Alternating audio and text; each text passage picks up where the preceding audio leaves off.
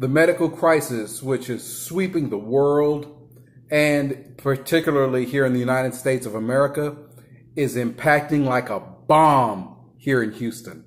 Hi, I'm John McNeil, and this is the Invest Strong Network. Welcome. We thought we were going to get away relatively unscathed from the medical crisis, as there were barely a trickle of cases here in the Southeast Houston area through March into April and actually even into May. Then the local municipal governments, they began to reopen the economies, right? And this was hailed as many people had been put out of work by the quarantining, and they were rather anxious to get back to life as close to normal as possible. And then the George Floyd rallies and protests swept this area, as they did most of the country, putting enormous numbers of persons into crowds, many of them not social distancing or even wearing masks or things like that. And what do you know, now we have this massive uptick in cases. Well, how bad is it? Well, in fact, just anecdotally from friends that I know that work in the Texas Medical Center, which is the country's largest medical center, I might add, the situation is dire. So, according to the experts, there's less than 2 weeks of bed capacity left in the Texas Medical Center. 2 weeks. And this is the largest medical center in the country, or even in the world for that matter, right?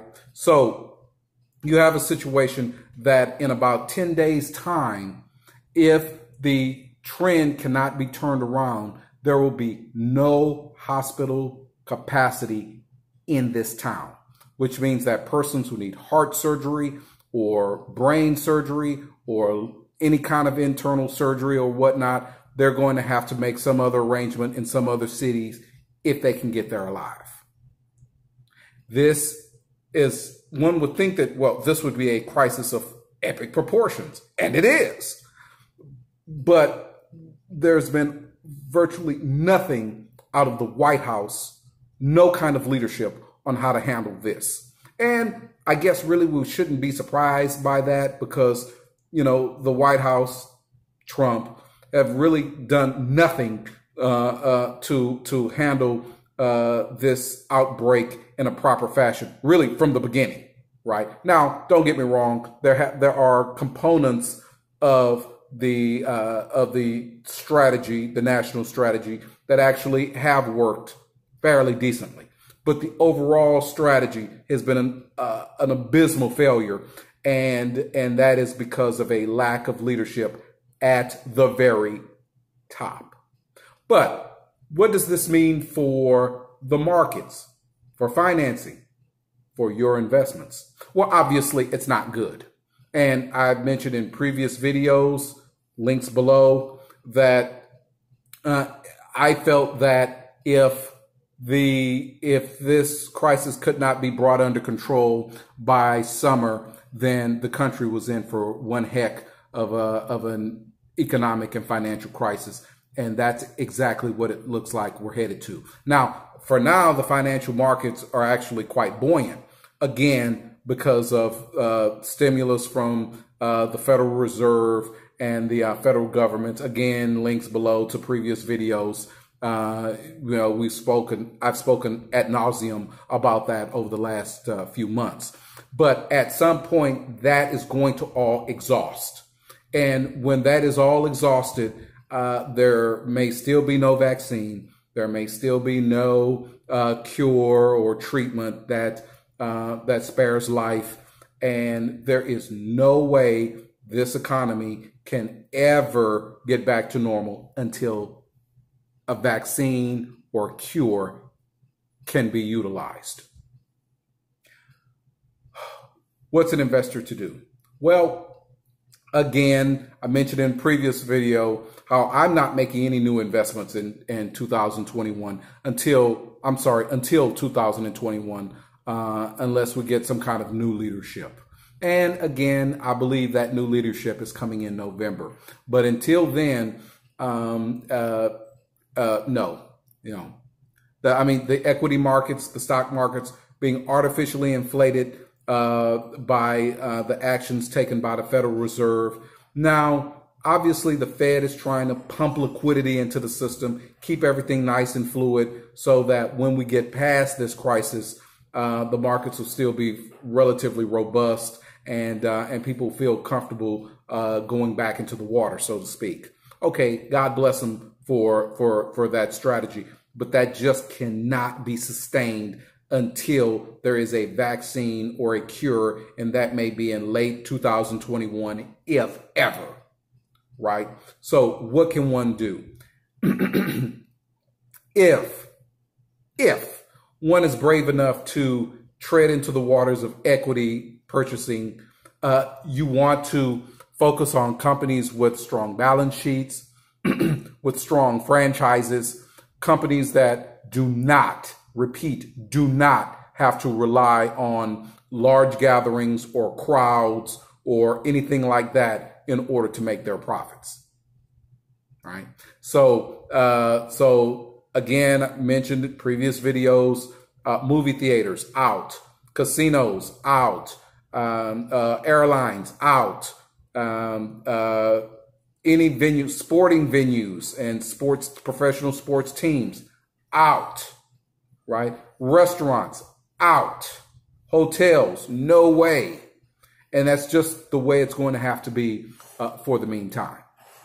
Now, there are some strong franchises out there in technology, in telecommunications, actually in retail, Walmart, Target, Costco, others. They will survive quite well during this crisis. But many of their upper end brethren are done, right? So just keep that in mind. Now, what does the future hold for the bond markets, right? The debt markets? No way. The Federal Reserve, they are expending enormous amounts of resources, acquiring debt offerings to try to keep the bond markets buoyant. That, of course, is good. I mean, again, God bless them for trying to do that. But at some point, unless and until the CV-19 epidemic is brought under control, this is just not sustainable. And when the equity markets begin to retreat, the debt markets begin to retreat or perhaps even collapse, that will have ripple effects throughout real estate, even into the equity markets all over the place, right? Now, normally, in a situation like this, one would say, hold cash, yes, hoard cash.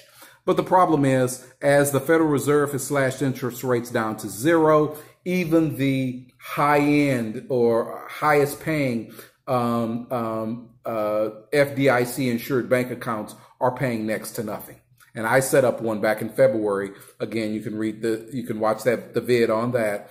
That at the time was paying 2%, over 2%. And I was thrilled with that, right? Now that's down to barely 1% and going lower. So even cash is not really a respite at this point. But with all things taken into consideration, that's where I would be. Unfortunately, I am reduced to holding enormous amounts of cash until there's new leadership on a national level, and also a vaccine or some kind of cure or treatment for CV-19 infection. Right, and that's just where we're at. We are in perilous times. Said that previously. Say it again, and this is not the moment to be making speculative investments. One thing that I do want to call all of my viewers' attention to, Warren Buffett, the wisest, the Oracle of Omaha, as he's known, probably the 20th and 21st century's greatest investor. This man is buying nothing, right? He's buying nothing. And that by itself should tell you the state that we're in at this moment.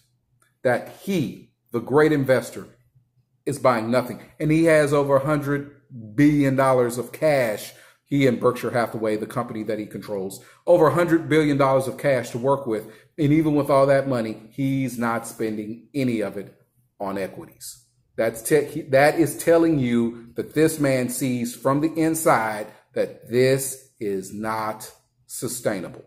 So learn from him, follow his lead, watch the news carefully, and really shepherd your funds, shepherd your resources as best as possible. Right? Those are my suggestions. Okay, well, I hate to be a downer. I seem to be saying this after every vid these days, but it's true. I do hate to be a downer, but that's just the reality. All right. Hope you found this information instructive. If you have, smash the like button, please. I really appreciate it. Leave a comment. Love them comments. I'll respond to each and every one. And subscribe. I don't care how bad this pandemic / infection / crisis get, you can still subscribe. It's free. So if you do that, I'd appreciate it. All right. Thank you very much and good luck.